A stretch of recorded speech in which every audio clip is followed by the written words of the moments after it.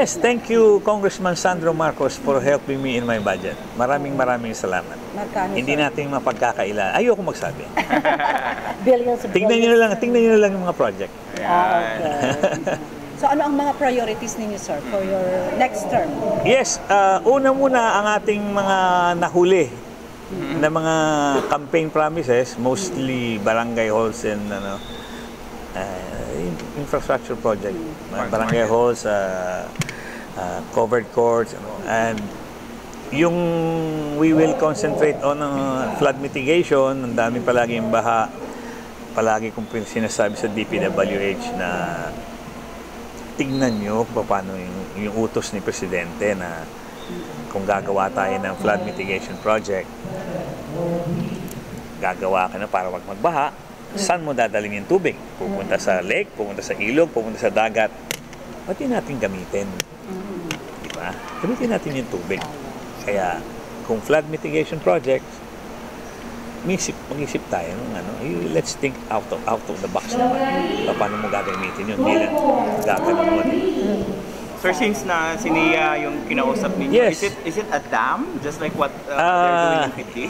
Yes, let's not, wag muna tayo magpa-fast forward, but it is in Sosona, when I was talking to Administrator Eddie,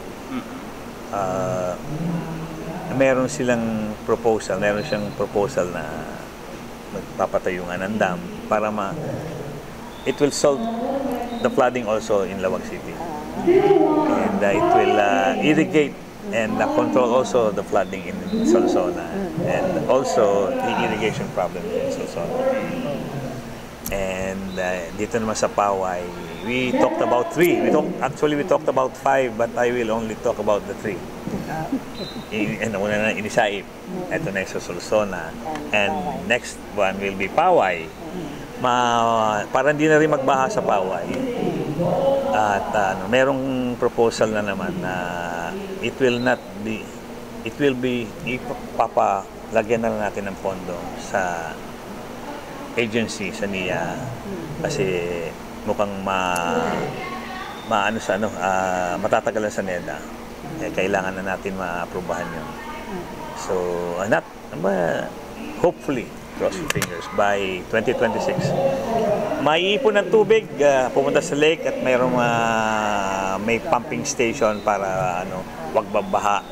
Tapos, gagawa tayo ng parang isasama natin sa patubig na rin ng Paway para kaya maganda yung proposal. So, if it's not going to be funded by NEDA, the agency will fund it. So, let's cross our fingers.